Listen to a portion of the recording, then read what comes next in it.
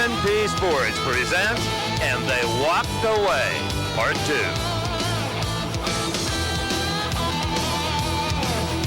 Hello, everyone. I'm Steve Evans, and again, I'll be your host as we delve into the extensive archives of Diamond P Sports. We'll have a look at incidents from World of Outlaw Sprint Car Racing, CMC Motocross, and AMA Supercross, ASA Stock Cars, Swamp Buggies, NHRA Championship Drag Racing, and a whole lot more. Let's pick up the action at the 1990 NHRA Winston Finals in Pomona, California. Now watch the car in the far lane. It's Gary Densham, the school teacher from Bellflower, California. Gary came to the last race of the NHRA season with a beautiful new funny car and promptly turned it into ashes. After the initial explosion, the fire that resulted burned the parachutes away. Gary was not able to trigger the fire bottles, which allowed the fire to grow. Fortunately, he was able to swing the car sideways, rubbing off speed, and with the help of the NHRA Safety Safari, get out quickly. Gary Densham was able to walk away from that inferno with only minor injuries because of the mandated fire wardrobe to protect against such emergencies. The once beautiful Thunderbird bodied funny car, however, was not so lucky and showed the scars of an intense blaze. Let's see if we can tell what went wrong. It looks like the rear tires might have been just about to break traction, and Gary tried to feather the gas pedal to keep that from happening. Doing this caused a cylinder to fill up with liquid, which can't be compressed, resulting in the engine kicking the rods out and igniting a huge fireball.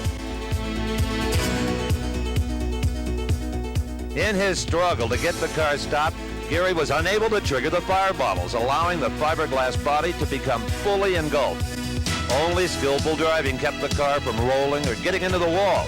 Gary Densham was able to walk away.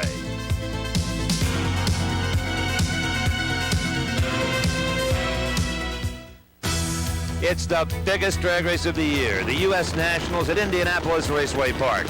In funny car qualifying for the 1990 event, Whit Bazemore was debuting his brand new Permatex funny car. And once again, we found out how hard it is to get a car stopped with ports of blazing oil feeding flames and getting under tires.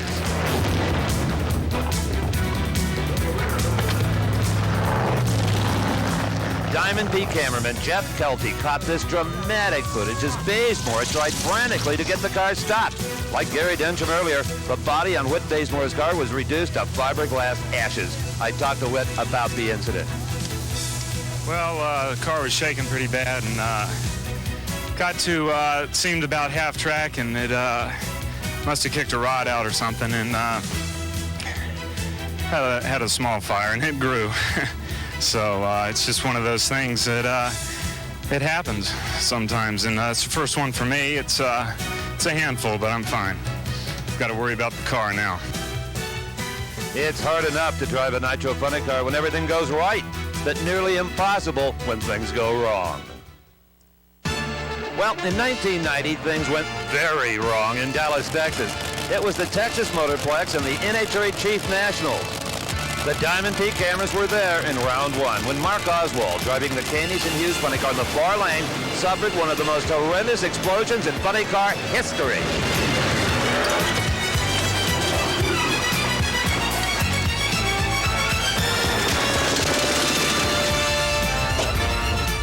After the body had disintegrated and sheer momentum had bounced the car from one guardrail to the other, Mark Oswald was able to stop the car without rolling it, saving further damage to the chassis and injury to himself. Dazed and weak, Mark Oswald walked away. In this first replay, you can see that there's a small puff of smoke from the right side of the engine before the actual explosion. Milliseconds later, a horrendous explosion, nuclear stuff, blows the engine and fiberglass body away. In this second angle from behind, you can easily see how total the destruction of the fiberglass body was. I looked at the damage right after the incident. As they continue to clean up the Mark Oswald incident, we can show you a classic example of what they mean by an engine hydraulicking. So much fuel in a cylinder, the piston cannot compress it, and it blew the cylinder head completely off of the engine and took a lot of the block with it. That's when the supercharger exploded, and that's where all of the fire came from. But this engine is completely destroyed, much like you set off a nuclear device in it. That's hydraulicking. Mark, considering how little control you had with a blown tire, you did a heck of a job. I just tried to stay as straight as I could. Steve had just had oil and everything all over the front of the visor, and you know, I really couldn't understand why I hit the guardrail. I thought I held the car pretty straight, but they said it pretty much lifted the car right off the ground. What were you doing when you put your hand and your glove way up in the air? I was trying to see if the body was still on. I was feeling for the roof hatch to see if I was going to have to get out or not. I couldn't tell if the body was still on. Well, banged up a little bit, but basically you're okay? Yeah, we'll be back. I'm fine. Some of the most action-packed racing that we cover here at Diamond P Sports involves the winged World of Outlaws sprint cars. Competing on mostly half-mile dirt tracks, these cars are full-bore excitement. Memphis, Tennessee is the home of Memphis Motorsports Park, one of the hottest half-mile dirt tracks in the country, visited each year by the men of the World of Outlaws Tour. Now, one of the worst things that can happen in open-wheeled racing is that the cars make contact with each other. The results are unpredictable and often spectacular. At the 1989 event, it was the B feature on Friday night, just after the start when 21 Steve Beitler and 6M Tim Monson came together in the back straight. It was Beitler who got the worst of it, but that big wing on top of the car helped cushion the impact. The seriousness of the incident was evident when the race was red flagged, bringing all cars to an immediate stop. Steve Beitler was able to walk away, shaken up of course, but was not seriously injured. I talked to him right after the incident. Steve, you okay? Yeah, I'm all right, yeah. A nasty one, though. Well, I told my dad I'd get on TV one way or the other. I guess this is it. It ain't the way I wanted it, though. No, I hadn't planned on meeting you quite like this. Do you know what happened? It happened so quickly. Yeah, somebody in front of me, I think it was Ronnie Daniels, bicycled real hard. When he come down, there just was nowhere to go. We were running real hard in the middle groove, and I ran up over his tire, and the speed on this track, it's not very forgiving. When you get up on two wheels and it comes down, man, it takes off. Well, you got to be proud of the race car and the men that build it. Yeah, Ozcar, they're built in Indiana. They do a real good job. I have a lot of faith in their work. Right. Maybe you should go to the ambulance, huh? Nah, I'm okay. Okay, thanks. Let's ride you over in the car. Then it was number 88 Mike Ward's turn for a nasty introduction to the back straight. He was all alone when he caught a rut in the main racing groove, proving once again that it doesn't take much to send one of these lightweight sprinters into orbit. When any incident like this happens, the first thought of the driver and crew is, can we fix the car and race again tonight? Mike Ward's crew were giving it their best shot when Brock Yates caught up to them. Mike Ward, are you all right? Yeah. What happened? Caught a rut and it bicycled and she just went over from there. Thank God for Wangs, right? Yeah, I don't think we hurt too much. We're going to go back out there. Good, good. Well, we sure hope so. Glad to see you're okay. Thank you. Yes, sir. Mike Ward, apparently all right. He says we're going to try to get going. I think maybe even this race car is ready to run. They're checking over the front wing, which seemed to have taken a little damage, and the top wing, the big wing, has only got a little bit of a dent. He must have made a nice clear loop. That would be about a 9 if he was a professional diver. True, but you find out very quickly that a dirt track is a lot harder than water. Then, in the A main of the Friday night show, the situation was this. The field was coming off of turn 2, anticipating a restart. In typical outlaw style, everyone began accelerating on the backstretch. Unfortunately, the number 2 car of Andy Hillenberg became crossed up and got into the 63 Todd Kane car and the 23 of Jack Hewitt. The backstraight came alive with open-wheel mayhem.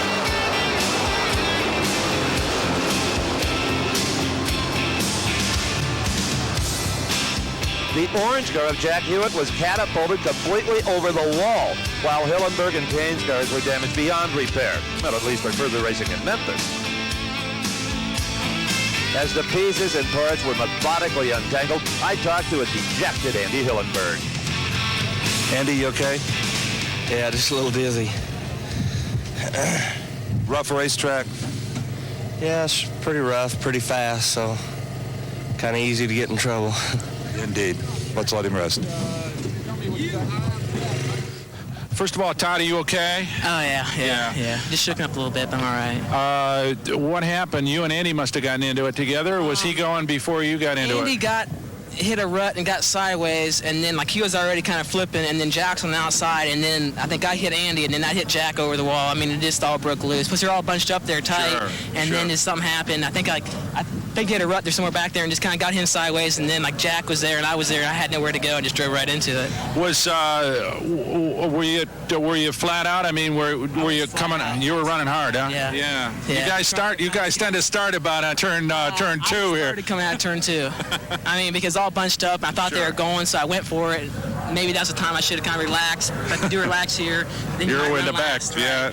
Well, I'm glad you're okay. That's what's most important right now. Right, it is. Thanks. Yes, sir. Thank you, Doc. From Memphis, we move further south to Daytona Beach, Florida, and the Daytona International Speedway. We were there for Bike Week 1990. While covering the Harley-Davidson Twin sports race on the Daytona road course, number 143, Sean Higby, got a nasty oscillation going in his front wheel, and this is what happened. Watch the top of your screen. Racers call this a tank slapper.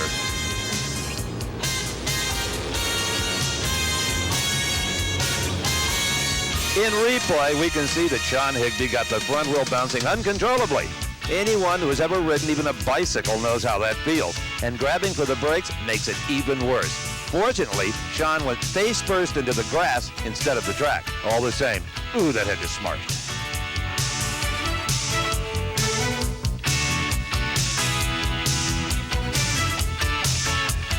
Then in the same race, it was number 94, Will Roeder, getting off in a hurry and not on the grass. Ugh. If Will can be said to be fortunate, it was that none of the other bikes hit him as he sat collecting his thoughts in the apex of the turn. He had to be hurting after landing on his shoulder with that much force. Let's see if we can tell what happened to Will Roeder. It looks as if the rear wheel broke loose as he accelerated off the turn. Then he overcorrected with the front wheel, causing the bike to catapult him off with unbelievable force. Luckily, the other riders were alert enough to avoid him as they passed.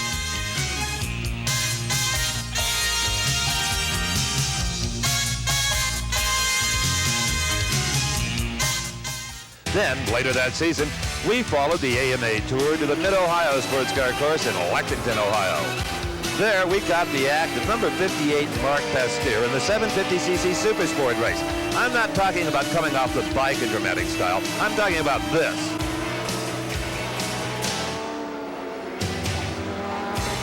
Every racer has some showman in him. Mary Lou Retney's not. I talked to him. Was that just to tell the folks at home you were all right? Well, basically, it was a sportsmanlike move. I didn't want to throw a helmet down because I was very frustrated. That's one way of releasing frustration. What got you down to begin with? Well, the 3 bikes that were in front of me were holding me up, and I was using this race here for testing the bike to prepare for the 600, and I couldn't really push it hard enough to feel what the suspension was doing. And I finally got by the 2 750s and was working on the 600, and I was going to make an exit pass out of the corner. And he slowed down more than I anticipated him to, and I had to grab more brake, and I just wasn't set up to do that. Well, a great show in more ways than one. Oh, thank you very much. Later, in the same 750 Supersport race, it was number 40, Ray Yoder, using essentially the same technique to get loose of the bike, only without the celebratory backflip. Then on a 600 Supersport bike, it was number 121, Doug Carmichael, also perfecting ways to get off of the bike in a hurry. His method? Well, just lay it down and slide off ever so smoothly.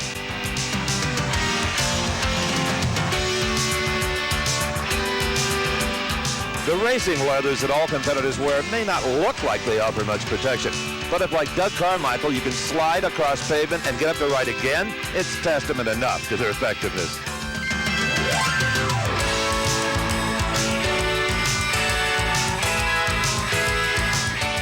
Now, let's answer the question about what happens when there has been oil laid down in a corner. Well, like Doug Carmichael in that last incident, everyone practices laying down the bike and getting off in a hurry. David Doe, Jim Kusser, Robert DeLye, James Leslie, and Bob Wright all hit the same batch of oil in the apex of this turn, and all had the same idea after they hit the grass. Get out of the way, because there will be other unsuspecting riders coming. Brock Yates talked to young Mr. Wright. Well, this is what happens when you get off at the end of a very fast straightaway here in Mid-Ohio. Bob Wright went down. He's okay. Motorcycles beat up a little bit. Bob, how many guys were down by the time you arrived on the scene? Well, it was close to a half dozen of us went down. Appeared to be some oil on the track, and not much else to be said. Just down we went. We're glad you're okay. Thanks a lot. As I said earlier, every rider thanks his lucky stars for good leathers. They are one of the most effective methods of absorbing friction and keeping a rider from being injured in incidents where he finds himself sliding across the pavement.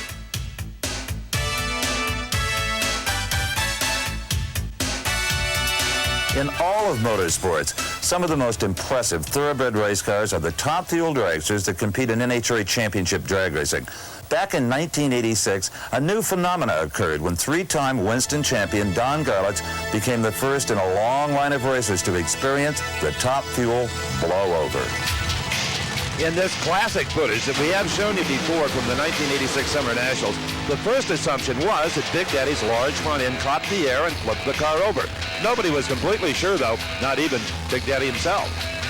We've had some harrowing experiences, but that was an unusual one. It was very unusual. I knew it was gone. It got so high, and then it wouldn't come back. I backed out of it early, but it didn't make any difference. It was accelerating too hard, and even though the throttle was off and everything, it didn't make any difference. It caught wind underneath it.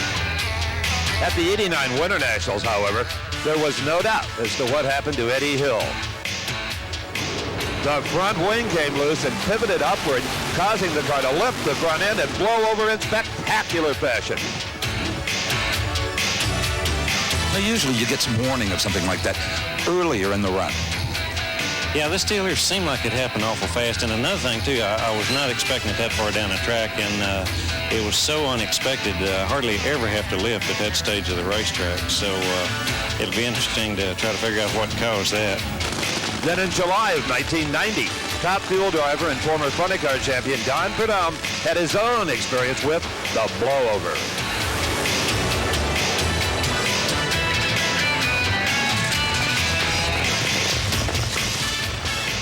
This was the third car within 7 months that the snake had destroyed.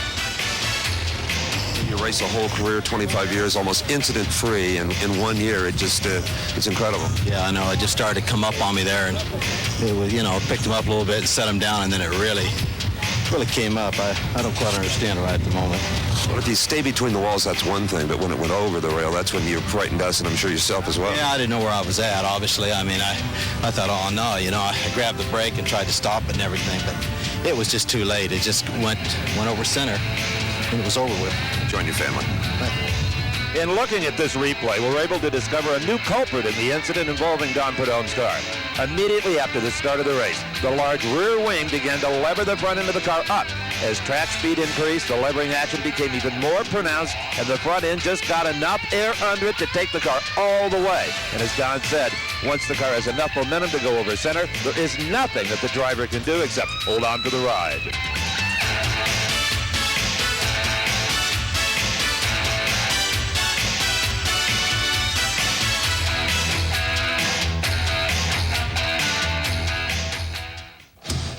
And hold on for the ride is just what top fuel pilot Russ Collins did at the 1991 Winter Nationals. Collins, in the far lane, found out the exact meaning of the word helpless in this qualifying run.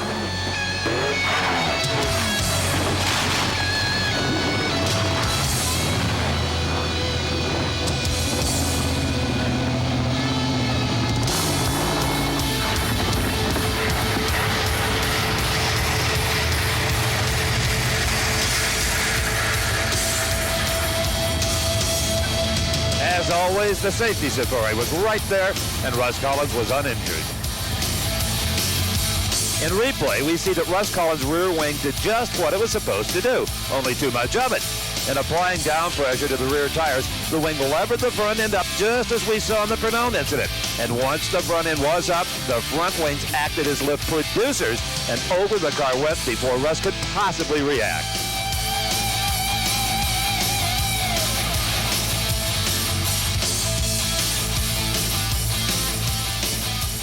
It could be said that Russ Collins was very fortunate in this incident. As the car corkscrewed through the air, it was pure chance that it happened to land on its wheels, slightly cushioning the impact and possibly saving Collins from injury.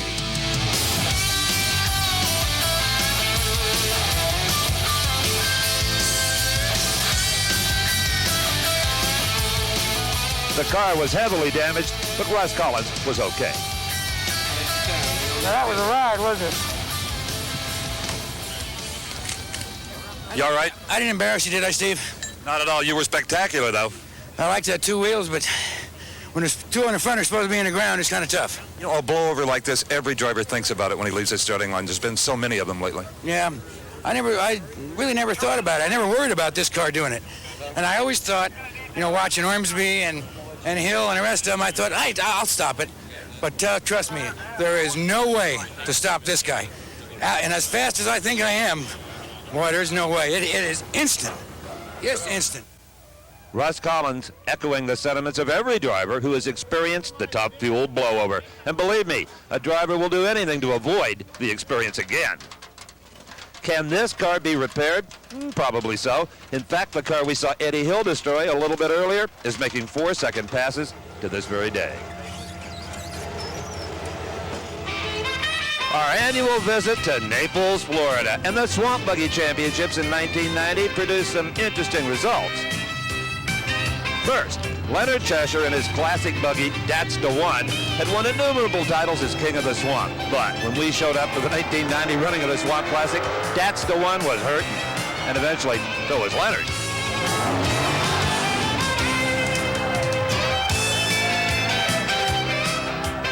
The sight of the old girl, wheels high in the air, was more embarrassing than anything to the proud Leonard Cheshire.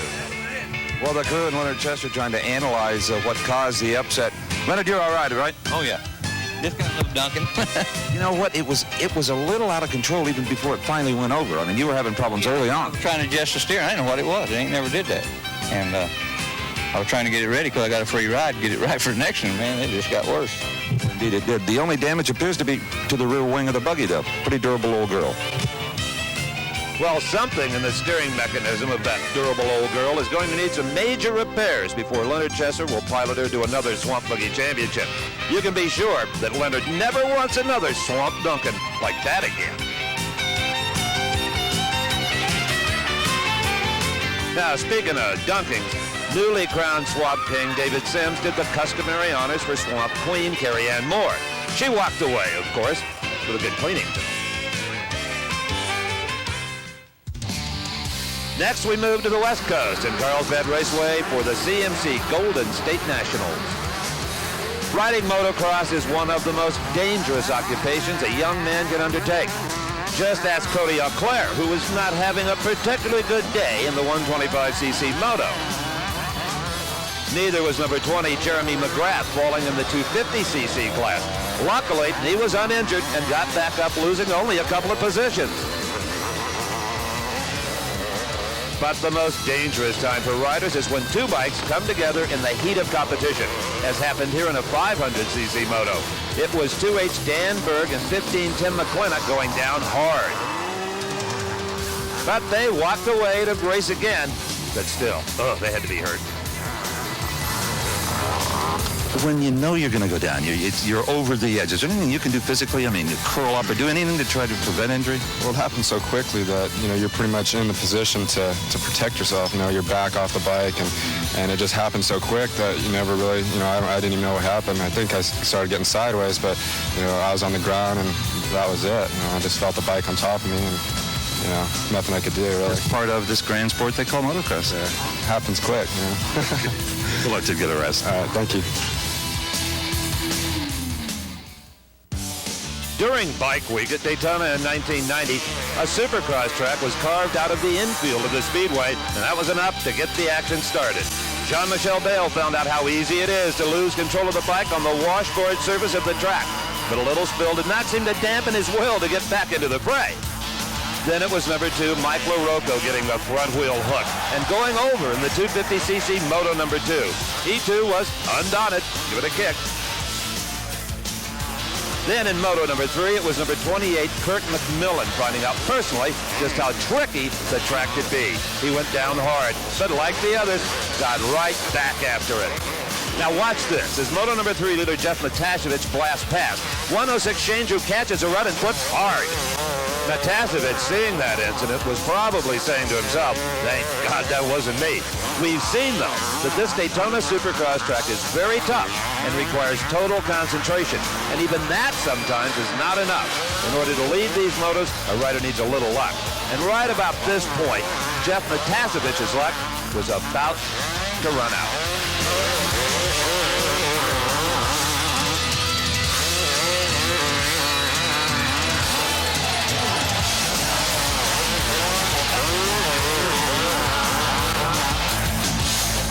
In this first replay, 106 Shane Drew has stopped the bike's front wheel and is catapulted off, flips in the air, and lands hard. Then it's the leader, number 20, Jeff Natasevich, who rode past the earlier incident, doing almost the same thing. He gets out of sync with the bike's balance. He knows right away that he's going over. Now watch the turn worker in the lower left of your screen.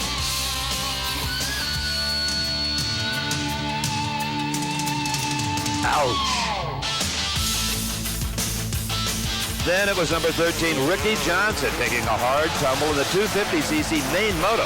Even after taking a spill like that, he was ready to keep riding. He is that tough. As we look again, Johnson did not get the front wheel of the bike high enough coming off of the jump. This resulted in an off-balance situation as he had to negotiate the next small jump. Then, still vainly trying to recover, the front end was planted. And he went over hard.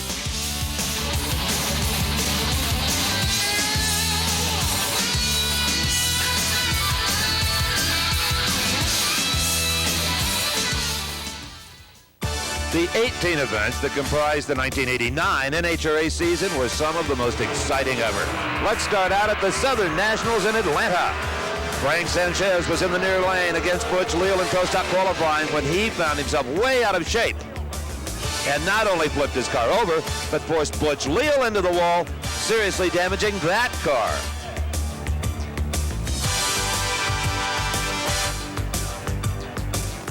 Then, at the Cajun Nationals in Baton Rouge, it was a day that R.C. Sherman in the near lane will never forget.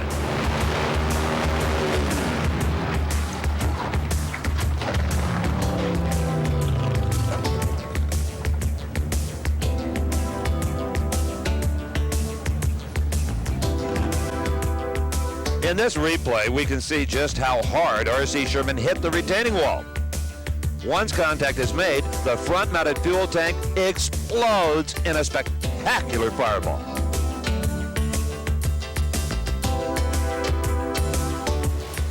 Now, top alcohol funny car driver Grady Bryant knew that National Trail Raceway was one of the shortest tracks on the NHRA circuit.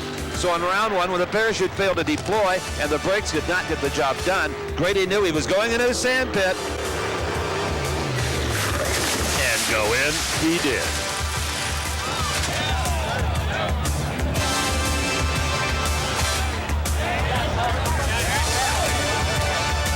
Grady Bryant did everything by the book when confronted with this situation, and the car should have stopped cleanly. But the front end caught and dug in, causing the car to flip while still moving at a pretty high rate of speed.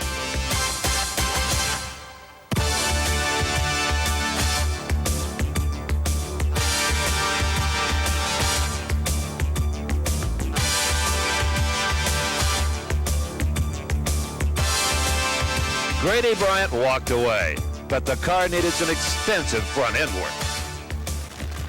Then in top fuel qualifying at the Springs, Joe Amato experienced a massive explosion right off the starting line. This incident obviously did not make for a happy day for the Amato team.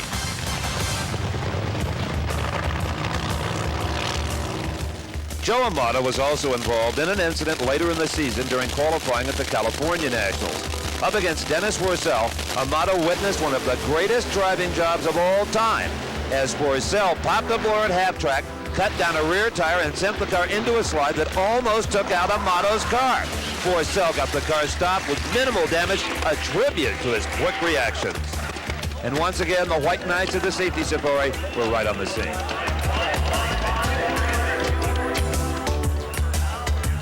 And Dennis, an incredible job at driving to keep away from Amato. You missed him by inches.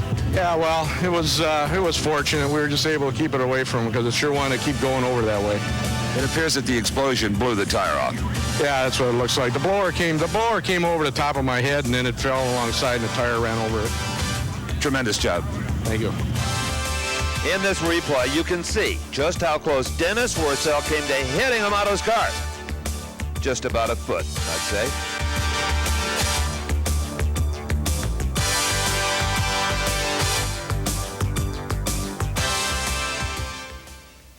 Gary Ormsby didn't know it at the time, but he was about to experience the wildest 2 weeks in his racing career. Things started here at the California Nationals when Gary lost a rear wing in round 2, virtually destroying the car that he had hoped to take to his first ever Winston Championship. Gary emerged unscathed, but his team was dealt a hard blow, having to replace a race car in a moment's notice.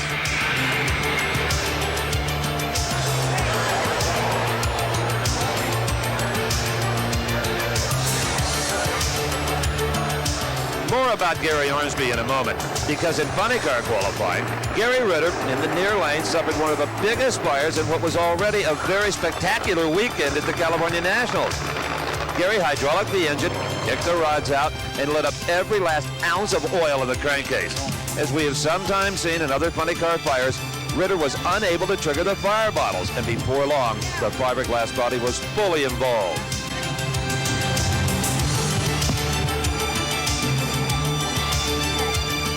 The Safety Safari was immediately on the scene as Gary Ritter struggled to free himself from the inferno.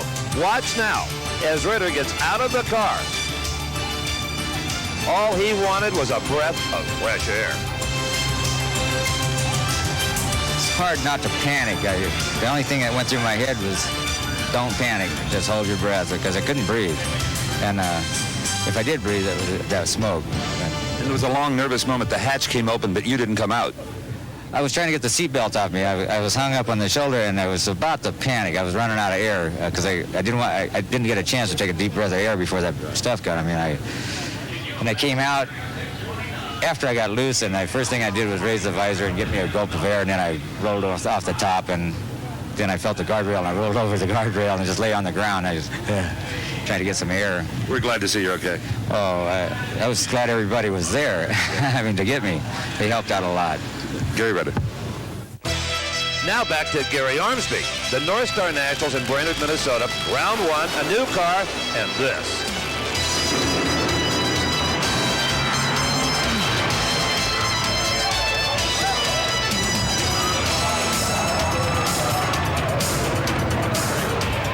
For the second time in 2 weeks, Gary Ormsby had completely destroyed a top fuel race car. This time with a devastating wheel stand. Gary Ormsby himself was completely uninjured in both incidents, but crew chief Lee Beard could not believe the team's absolutely rotten luck. A car that they had owned for 2 weeks lay on the track bent and broken. And oh, by the way, Gary Ormsby and team did win the 1989 Winston Top Fuel title, a tribute to a great team. Also at the North Stars, Jim White's luck was about to change for the worse. Driving Roland Leon's Hawaiian, White kicked the rods out, starting a roaring blaze underneath the car. He managed to drive the car to a safe stop in the middle of the track by sliding it one way and then the other. Also, he managed to hit the fire bottles. Witness all of the gray smoke. You okay, Jim? Yes, Steve, I'm fine. Thanks. You did a lot in your own cause there by getting the fire bottles activated and getting it stopped. Yeah, that's, this is not my first day out here, and I know that there's a lot of things that we're responsible to do in the cars. A lot of people think that the drivers are doing less and less, but when you have a problem, you have to use your head, and I appreciate the experience I have, and I thank the good Lord for giving me the sense to do the things I'm supposed to do, get the fire put out as quick as I can, get it stopped, get the hatch open, come out that roof, and they were right there to help me. Again, we can't say so much for the safety people. They're right there, and I really appreciate their help. Jim White is okay. But all that car owner Roland Leon could see is cold, hard cash going up in smoke.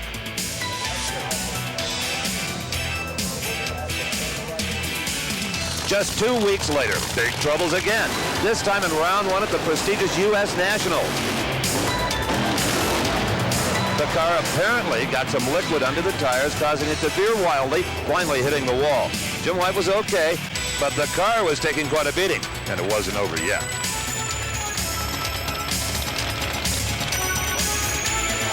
Meanwhile, in Pro Stock Round 1 at the Chief Nationals, it was Bruce Allen apparently on a perfectly normal winning run against Gary Brown when he lost control.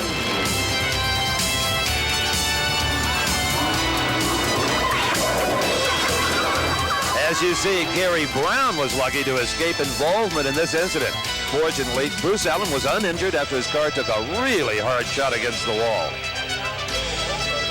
In replay, we can see that as the chute popped, it pulled Bruce's car just enough to the left to send him almost head-on into the guard wall. Not only that, he misses Gary Brown's car by inches coming and going.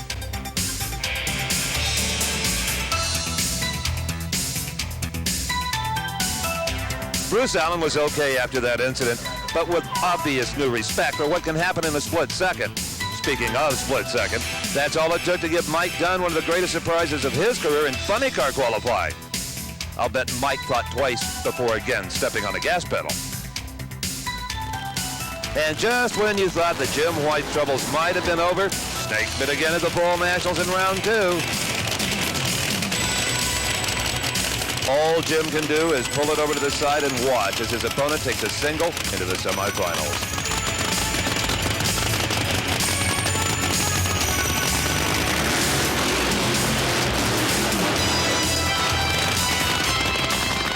Gary Ormsby came to the 1989 Winston Finals to take the Winston crown from Joe Amato. But before the job was done, there were some tense moments in qualifying. Blower explosions like this one were not confidence builders in a quest for the championship. It all worked out, though, and Gary wore the big number 1 in 1990.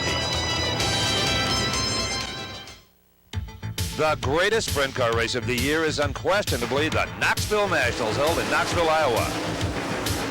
In the C feature on Saturday, it was 83 Rod Henderson who lost big in this Turn 1 crash as 3 other cars piled into him after he hit the infamous wall in Turn 1.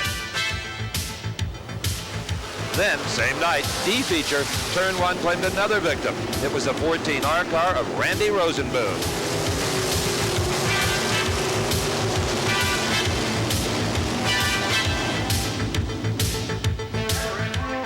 In the B feature on Thursday, it was Cliff Woodward in the white number 12 car getting the worst of it. After he was nerfed into the wall, 56 Danny Smith and 77 Dirk Van Heater plowed into him. Cliff Woodward definitely took a couple of hard shots in this scary incident.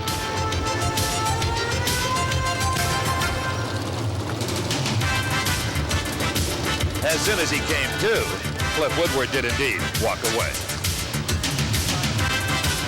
Then in Friday's mystery race, it was our old friend from Memphis, number 21, Steve Beitler, who got involved in this tangle on the backstretch with 23S Jeff Gordon, 21K Steve Kent, and 17 Ronnie Daniels. Beitler in the blue and red car on the left of your screen was an incidental victim, but his night was over just the same.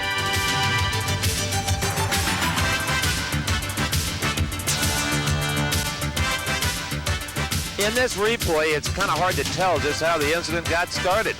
But the 23S car of Jeff Gordon was flipping, along with the 21K car of Steve Kent, when Beitler, now at the center of your screen, comes in and tags Steve Kent's upside-down car. Try as he might to avoid the fray, he was involved. Such are the fortunes of open-wheel sprint car racing. A racer might not be anywhere near the start of an incident, but come out heavily damaged before it's all over. Steve, I wish we could quit meeting under these circumstances, but it seems to be our fate. You okay? You were limping a bit. Yeah, when that guy, whoever it was tipping over in front of me, nowhere to go, and I hit him real hard, and just a sudden stop and jammed my knee in the steering box. The damage to the car, the front end, it's pretty extensive. Yeah, we'll have to get her back to the parking lot tonight and tear it apart and just see if the frame's damaged too bad. I don't know, I hope we can fix it. I hope you can fix it all. Yeah, thanks, Steve. Well, it might look hopeless, but more impossible things have been accomplished. In Heat 1 on Thursday, Mike Tweed in the 12T car became yet another believer about how hard the wall in Turn 1 can be.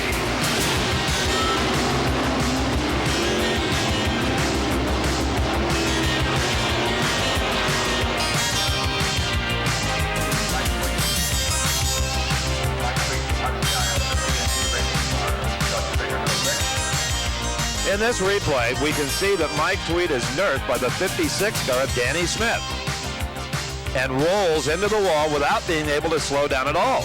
As a result, he took a pretty good shot on the side of the car and the top wing.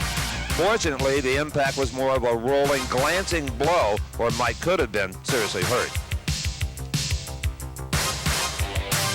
Nonetheless, Mike was pretty badly shaken up, and every precaution was taken to ensure his safety. Mike Tweed, the local driver, is out of the car. They took a while making sure they had a brace on his neck to prevent any further neck or spinal injuries. He's alert and mustering a smile every once in a while. Now, if you take a look at the wall, you can see why it rung his bell so very hard. The wing really didn't help a whole lot in this situation. He was just in the wrong place at the wrong time and went into it wing first. The roll bar and the wing braces knocking an incredible chunk out of this wall, as we can see right here. And this is pretty solid old timber right here. It took quite a lick. Again, the good news, he appears to be okay. Wow. In 1990, we again visited Knoxville, Iowa, and nothing had changed in turn one. Everyone wanted to get there first. The results had not changed either. Big crashes.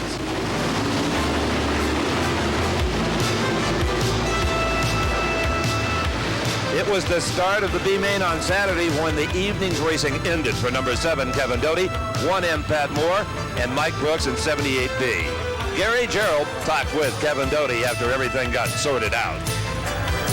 Obviously disappointed Kevin Doty. You appear to be okay. Can you tell us what happened, Kevin? Well, I'm fine.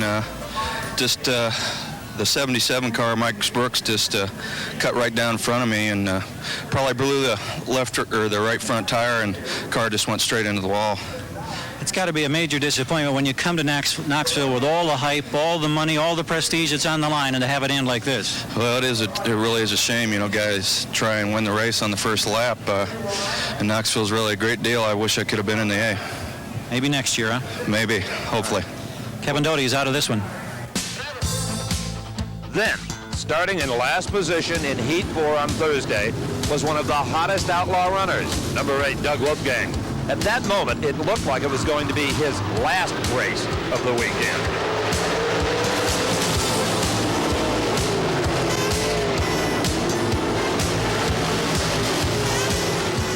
Brock Yates talked to a dejected Doug Wolfgang after a very violent confrontation with the 2P car of Rick Montgomery.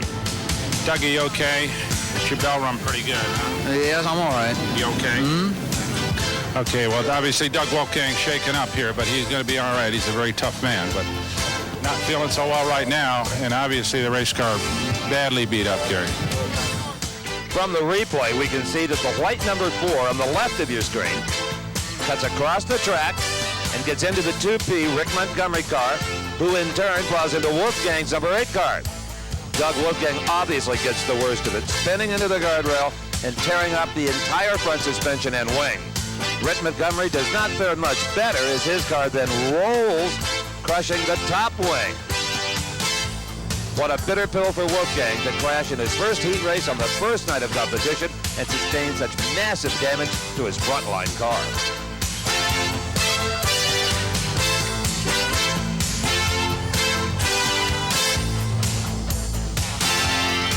With the huge Knoxville crowd watching, and obviously dejected Doug Wolfgang goes over to survey the damage, which at first glance was very serious, that he and his team were able to fix the car well enough to finish 8th overall at the 1990 Knoxville Nationals. A great driver, a great team, Doug Wolfgang.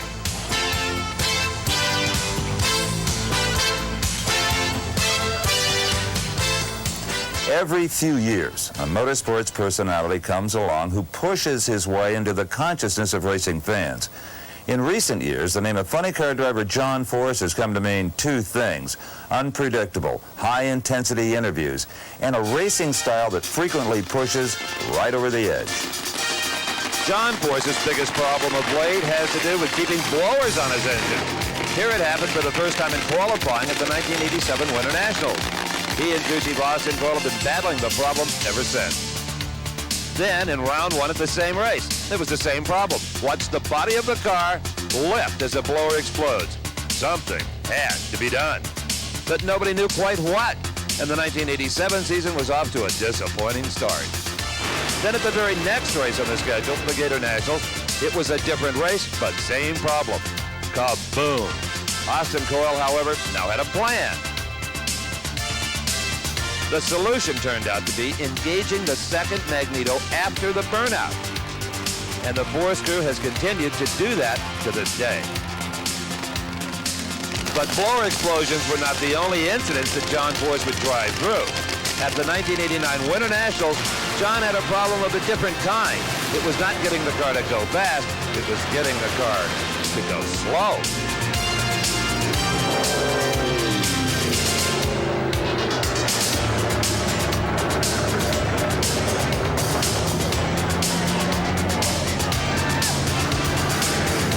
John Force, you all right?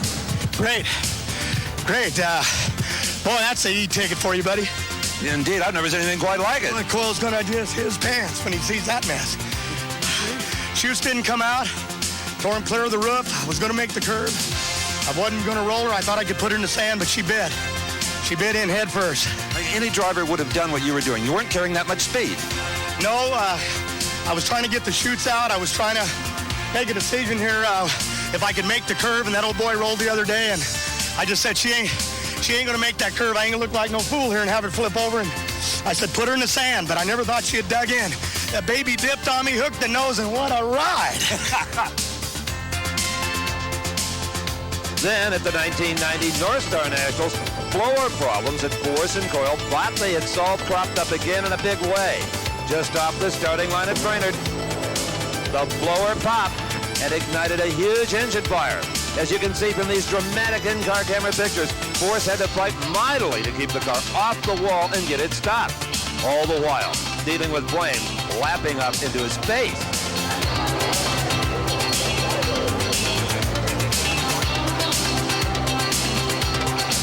Quickly, though, John ran out of air in the cockpit. And even though the car was still moving at a slow rate of speed, he bailed out hard onto his right shoulder. He walked away, but that shoulder was real sore for a while. It smoked the tires real big, and I just leaned on it too hard. Probably driver error there. I should have got out of it. And it was up, and it just went up, and it banged so quick. And I didn't think it lit at first, and then I was on the brakes, and didn't get no burns, only got hurt. I just finally ran out of time. I had to get out the window. This is hell right before Indy, ain't it? And before Brainerd, but it got too hot to stay in, and I watched the last few weeks these guys being on fire and getting stuck in a wall and can't get out of their cars, and that scared me, and I just made up my mind. I'm going out the roof. I don't care how fast she's going, and that's when I hit the ground on my shoulder, but hell, what can I say? Hey, the fans got their money's worth, huh? This is just an old bulldog fight's what it is, and we got bulldog. Then at the most prestigious race on the NHRA calendar, the 1990 U.S. Nationals, John Force was up against Bruce Larson for the $50,000 grand prize in the Big Bud Shootout. It was the final round, all or nothing, when John torched it again.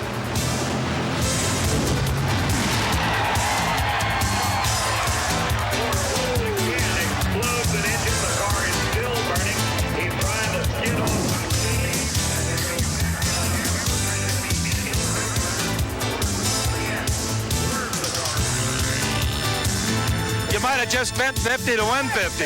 Was that good or hot? Yeah. Okay. I only bumped the guardrail once. It's okay. You okay, man? I used the fire bottles. Good driving. All right. You got him this time. And I had my foot out when she blew. Tell him to do the same thing.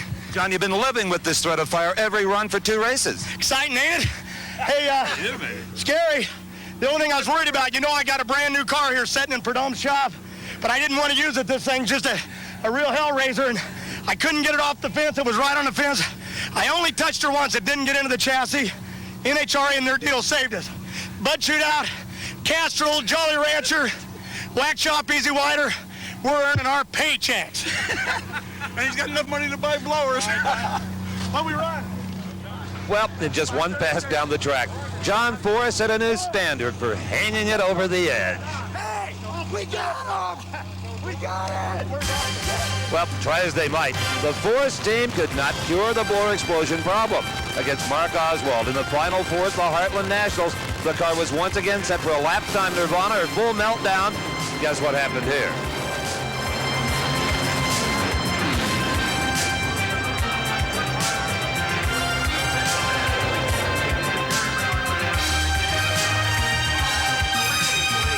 The crowd loved it, and Force was winning events regularly, but it was starting to get really expensive.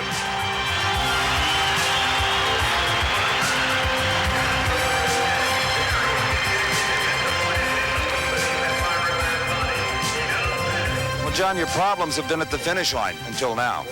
Well, same thing happened to Brainerd. I pedaled her and the motor revved up on me, and Coyle said, Forrest, you can't get back after her, but Red Car made a move, and I knew it'd run good numbers. Only way we were going to go was for the throat, and you ain't got time to think whether you're going to blow up and catch on fire. Just try to chase that old boy down, and bang, boom, whatever. You came here for points, and you got a few. We'll take some points, and that hurt our feelings, but money can buy that, and the car's safe, and we're You're all right. load up and head for Dallas. Well, despite the explosions and all of the money spent fixing the damage, John Force won the Winston Funny Car Championship for 1990. A battle hard fought and well won.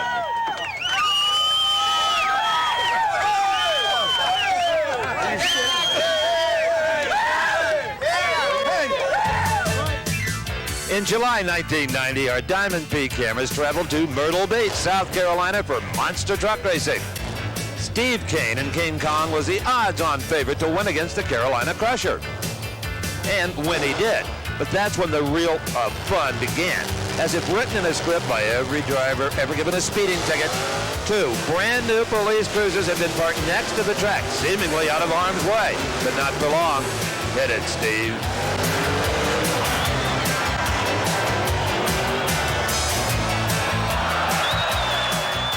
Diamond P's Army Armstrong topped to the man the crowd cheered like a 4-wheeled Robin Hood. When I come over that second set of cars, it got really squirrely on me, and it looked to me like I was going to head for that wall, so I was trying to compensate for it when I was, before I'd hit the ground, turn the wheel a little bit.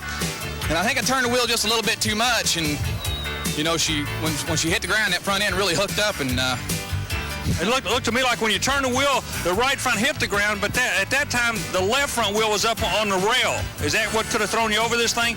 When you got the left wheel onto the rail, it looked like you're really in trouble. Yeah, I think that's, I really don't know. Everything was happening so fast, I'd have to look at the video, but I'd say that'd be about right. That front tire hit that rail and everything. And I'm glad you're okay. We'll see you next week. We'll see. Now, let's be honest. We've all fantasized about just this type of thing. So lead foots everywhere. Relish the moment.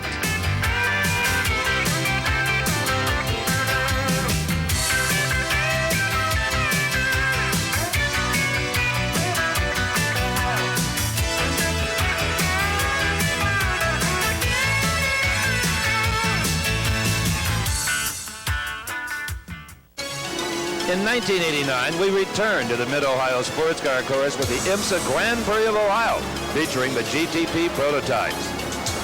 Now, the GTP cars are known to be very temperamental, and when the 98 car of Drake Olson backfired after a routine pit stop, the crew knew there was trouble, and very soon, so did Drake Olson.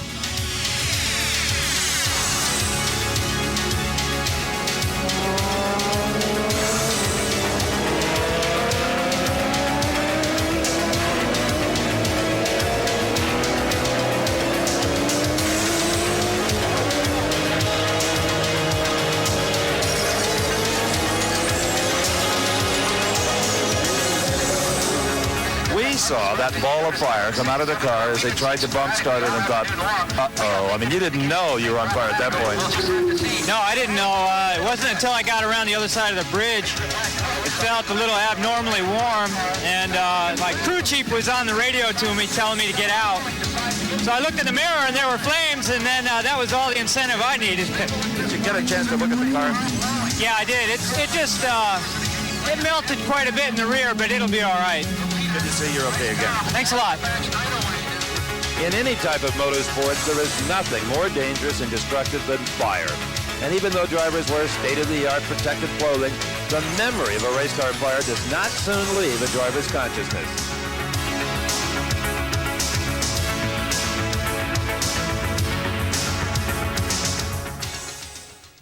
On to Nashville, Tennessee, and the ASA Series All-American 400 held at Nashville Motor Raceway. In qualifying for the 1989 event, it was the number 3 car of Kenny Wallace tagging the wall coming off of the back straight. Then, in the All-American 400, it was a very tight field on the backstretch when one of the crowd got loose, and all of the others followed into one great pile-up. It was a while before race officials got that one cleaned up.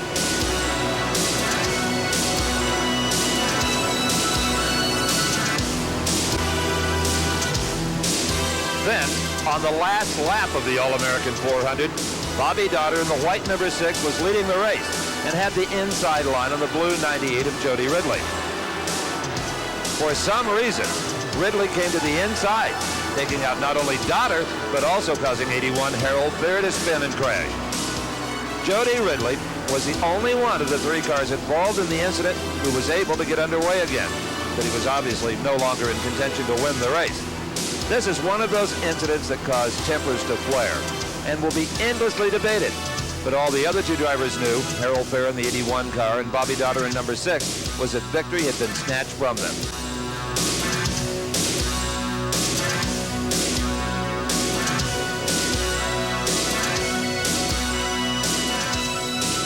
It was our race. We had it won. This team, our crew, Ed Reisen's team, worked so hard. This was a brand new car for this race. We ran our strategy all day, and it's just really unfortunate that you have to race against someone of the caliber that what Jody Ridley had to do to me to take the chance to win for himself. It's very unfortunate. A very emotional moment here. Jody, I'll tell you what. Are you okay, first of all? Yeah, I'm fine, bro. I know. You got to be disappointed. You know, no aches and pains, though, and just a disappointment, huh? Well, disappointing. I hate it for the guy that got caught up in that. You know, Dotter's been playing like that for the last 3 or 4 races. Man, I had the whole racetrack and just shoved me in a wall down the back there, and I hate it took the other guys out. I don't hate it for him. Yeah. But, you know, and then they come over here and just jump on my guys. They're cotton pitching ratchets, you know. And poor sportsmanship, the way I see it. And the debate rages. The 19-event 1990 NHRA season was as spectacular as any on record, and one of the first to prove it was Al Hoffman in his BDS funny car. These spectacular photographs chronicle a qualifying run at the 1990 Winter Nationals. Just as Al Hoffman left the starting line, the car exploded into a giant fireball. The fiberglass body immediately broke into 2 pieces and was thrown away from the car. This was good and bad for Hoffman.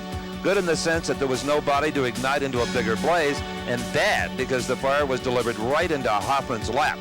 Al Hoffman walked away uninjured from this incident, but his 1990 season was off to a very poor start.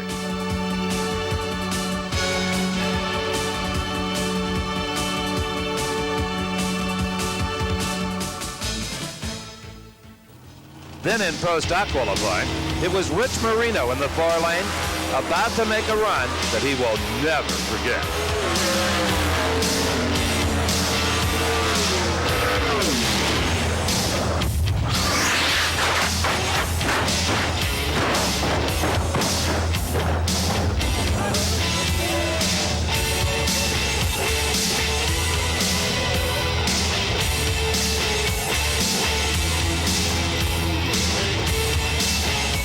You can probably guess what Rich had to say to the NHRA safety crew when they arrived on the scene. Yep, it happened so fast there was nothing that I could do. Rich Marino had his bell rung pretty good. You would too if you barrel rolled a car 4 times, but he walked away essentially uninjured, except for his wallet. In this replay, you can see that once a pro stock car gets out of the racing groove, it is nearly impossible to control. Rich Marino's car dug in on the left side, and once that happened, Rich was going for a ride, no question about it.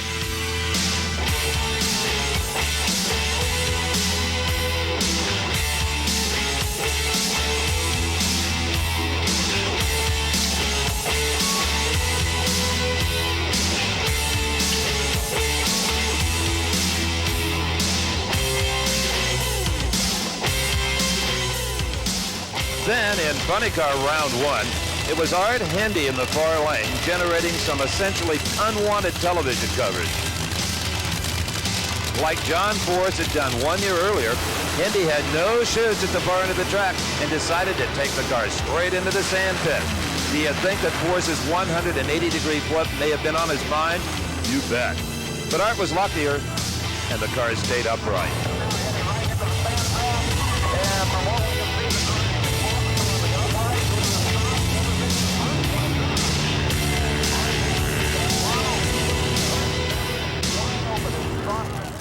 Then at the Arizona Nationals, it was Jim Adolph in the 4 lane, lifting the blower and the body so cleanly that aside from the body laying on the ground, it was hard to tell there had been a problem at all.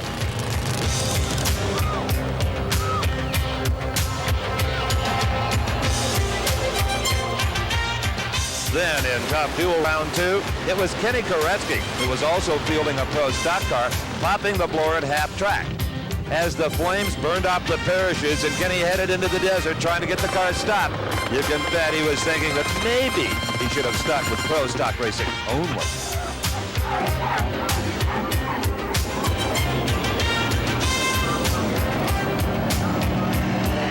In the Top Fuel semifinals, it was now Shirley Muldowney's turn for trouble. Shirley had big problems as she got the front end way up in a wheel stand, and Gary Ormsby in the other lane had to take evasive action. Well, you know who the real race car drivers are when things like that happen. Shirley, great job. Had my hands full, Steve, but what a great car. It just, it was up so fast, I couldn't believe it. And then I saw that line coming. I was praying that Ormsby. I knew it was Ormsby. I mean, I was thankful it was Ormsby is what I wanted to say. You had a pro in the other lane as well. Yeah, I thought, golly, I'm telling you, it was on a heck of a pass. Well, this guy's got a great future. Great car, I'm telling you. Not a bad driver either. Thank you, Steve. Appreciate it. At Houston Raceway Park, Jimmy Nix joined the ranks of drivers like Garlitz, Prudhomme, and Hill, all victims of Top Fuel blowovers.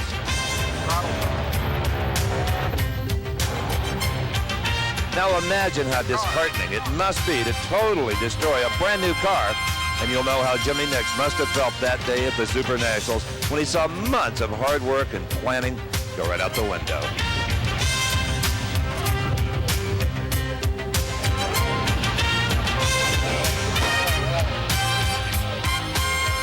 Remember Gary Ormsby's wing collapse at the '89 California Nationals? Well, at Houston, in Top Fuel qualifying, Connie Coletta's car suffered the same fate.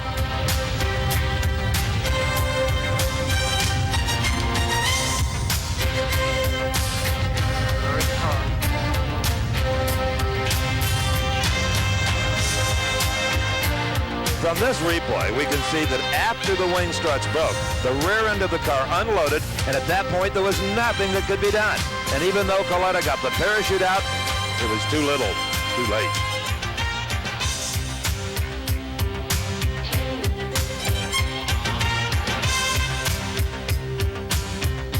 Connie Coletta had to spend a couple of days in the hospital, and while he was there, he heard a doctor describe his condition as conscious, alert, and stable.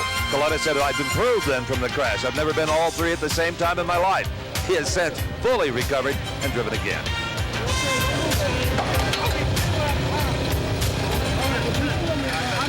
At the Gator Nationals, it was round one and Funny Car Eliminated with Johnny West in the far lane when he whacked the wall just after the start against Ed McCullough. Johnny West gets out of the right-hand side of his funny car because I believe he really doesn't want to see the left-hand side. And obviously rung his bell just a little bit. You all right, John? Oh, yeah. My little girl kicks me in the belly harder, and that just took me by surprise more than anything. The other side of the car is going to, well, you got about $1,500 is my estimate.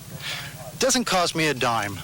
You can do it all yourself. I just can do it all myself. I got good people at home to help us out doing all this stuff. The whole city of Phoenix and Chandler just pitches in and helps us beyond belief, really. It's a community effort for us, and it's pretty much free for us, and that's what makes it worth our while. Attention, Phoenix. Get out the fiberglass. Johnny's headed home. Also in Funny Car round one, it was Jim White. Remember him? Just after the start, the left rear tire blew apart, taking a lot of the body with it. It was only Jim White's skillful driving that kept the car from sustaining much more damage.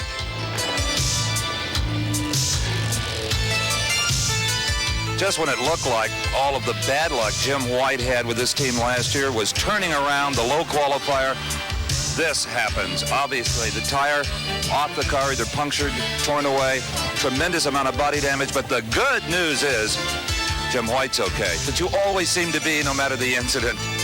Well, so far we have been. The safety equipment is excellent. Murph McKinney built the chassis. He did an excellent job. Everything does what it's supposed to do, you know. What do you think happened?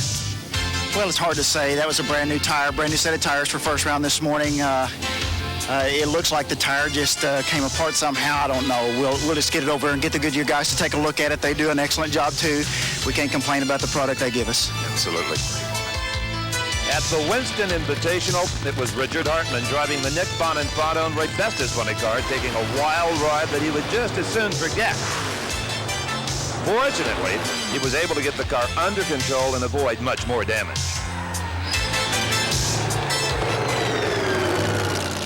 Then, at the 1990 Summer Nationals in the funny car final, a bit of liquid got under one of Johnny West's tires, causing the car to veer sharply to the right and hit the wall hard. Johnny West was knocked unconscious by the impact, and the car continued down track, gaining speed as it went, crossing the finish line at nearly 100 miles per hour. In one of the scariest incidents that I have witnessed, clearly everyone held their breath as it became clear that Johnny West was not going to stop. The impact was devastating.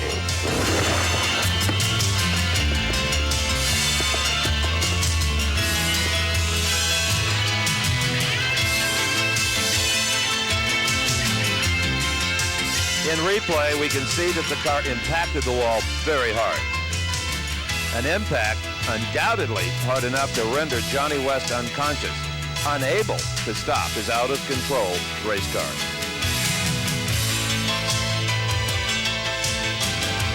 Well, here is what remains of the body of the Johnny West funny car. The chassis has been impounded by the state of New Jersey. That's the law here. I'm with Dr. Joe Oliver, NHRA physician. What can you tell us, Dr. Oliver, about Johnny West? Johnny West, unconscious at the point of impact when we arrived at the scene, was still unconscious, regained consciousness during the process of removing him from the car. He has been placed in a C-collar, transported to the hospital with an IV and nasal oxygen. His blood pressure and vital signs are stable, and it appears that it's only going to be a concussion, and the prognosis is excellent. Oh, that's great news. Thank you, Dr. Oliver. Johnny West, a very lucky man indeed. At the 1990 version of the Mile High Nationals, Lori Johns got her first taste of what it was like to hydraulic an engine and feel the flames against her back.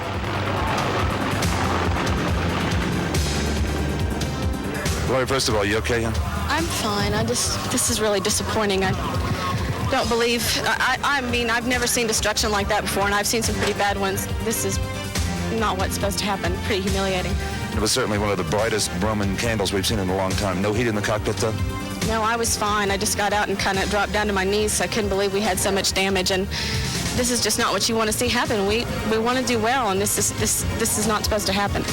Indeed not.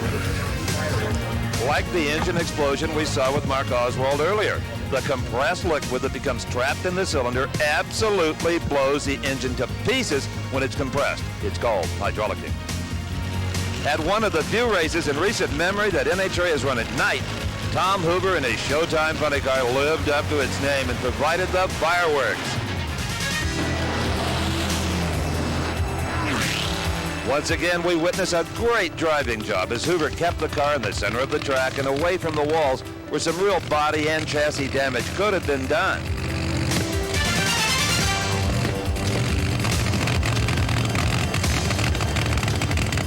Well, we're glad to report that Tom Hoover not even singed, and that was a lot of driving, getting that car stopped and that fire out, Tom. All I could think about was some of the experiences we had over the years, and I did my best to stop it. And I'm telling you what, the smoke is plenty heavy in there. At one point, I was out of the car because I couldn't breathe, and the car was still running. I went back down and made sure the fuel shut was off so the motor would shut off, but it was plenty exciting there for a while. Well, the interior tin kept the fire off of you. It did, and I couldn't stop. I was sliding the oil. I knew I hydraulicked it. It dropped the cylinder when I left, and it put a rod right out. By getting it stopped and getting the fire out, you minimize the damage to the car. It's my money, and I'm stopping that baby. I almost hit the guardrail. At the Northwest Nationals in Seattle, Washington, it was Frank Kramberger in the Philadelphia Flyer lighting it up at half track. Like many others before him, he did not trigger the fire bottles and found himself inside a fully involved blazing fiberglass inferno.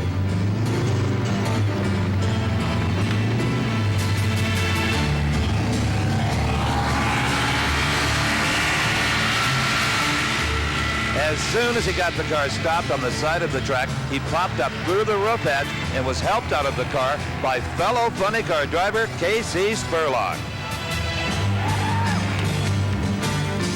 Then, as fate would have it, Casey Spurlock himself got into exactly the same trouble during elimination. But he did everything right in getting the car stopped. He kept the car off of the wall. He pitched it sideways to scrub off speed. He triggered the fire bottles. He got the roof hatch open. And as soon as he was moving slow enough, Casey Spurlock bailed out.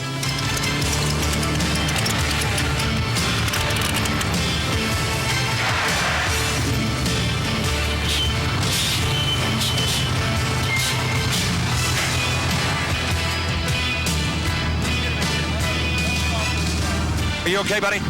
I'm fine, Steve. It got close to the lights and I was behind. It was moving around quite a bit and it popped, and as soon as it popped, I could see the flames coming out from underneath, so I just tried to get her stopped, shut down, and get the fire bottles on. I'm fine. Good driving. I said it then and I'll say it again. Good driving.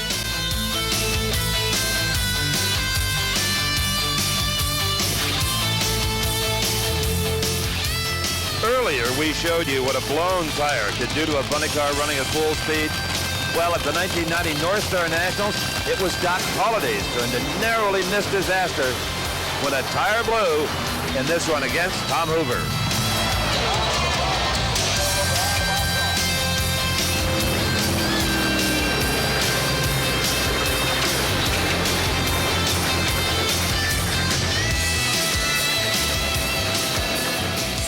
You're looking at what probably kept Doc Holliday off the wall in addition to his incredible driving. That's the inner liner inside these big slicks on a non-beadlock wheel. It holds the air. Doc, that was one heck of a job at driving. It was tough. Excuse me. I thought I was going to get hit, Tom. I had to come around on the inside of him, and I just pushed it up against the guardrail and held on. And still air in that inner liner. Oh, the inner liner did a great job. That saved us. I'm a little out of breath yet, but... We'll let you get it collected. Damage here, but we'll survive. In an event that was characteristic of the 1989 Funny Car champion Bruce Larson's entire season, he popped the blower at Brainerd and had a monumental fight on his hands to keep the car under control and get it stopped. Bruce could not win a single event in 1990 and was not a factor in the championship.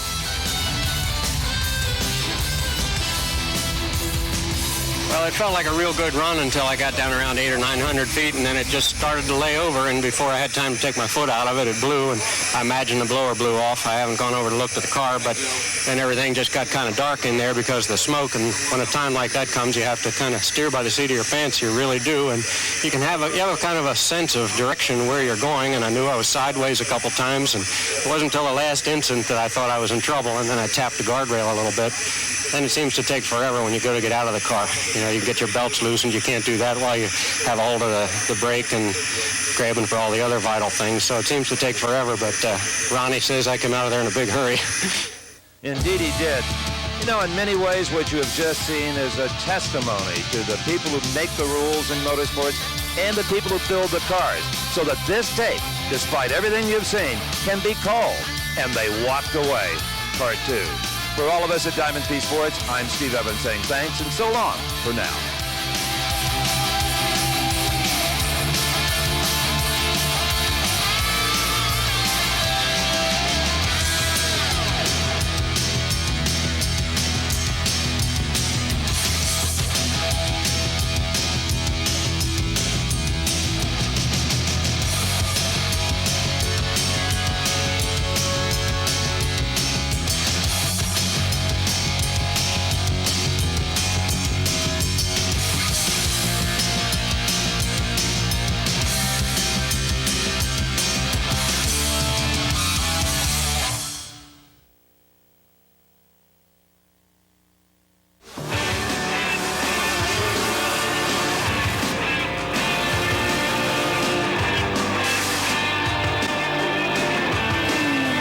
For the very best in motorsports entertainment, reach for Diamond P Videos.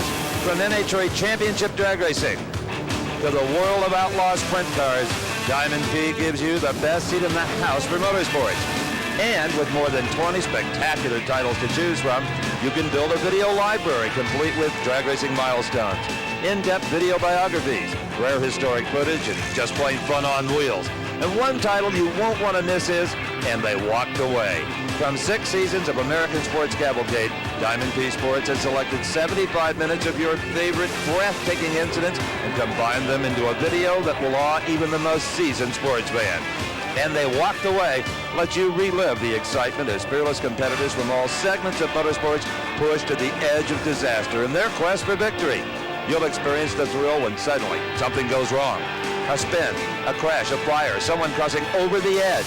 Then you'll share the gut-wrenching excitement as help rushes in and you realize that, miraculously, the competitor has emerged unharmed.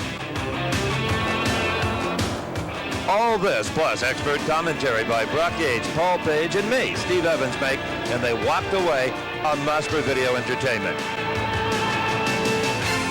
And for the best in drag racing action, there's Decade of Thrills 2, the thunder of the 80s, as could only be presented by the superstars of NHRA drag racing. Decade of Thrills, the original, was hailed as the ultimate drag racing experience. But who would have ever imagined in the 80s we'd see Eddie Hill sizzling 493 in Houston, followed by Gary Ormsby's Dallas 491, or Bob Glynn's incredible 6.5 whip trip at Atlanta Dragway. Big Daddy Don Garlett's reach for the stars during the 1986 Summer Nationals, and of course, the 1989 season, which not only provided one of the tightest championship duels in the world, but a festival of smash and crash. All this plus expert commentary by Don Prudhomme, and again myself, Steve Evans, make Decade of Thrills 2, the thunder of the 80s, a must for video entertainment.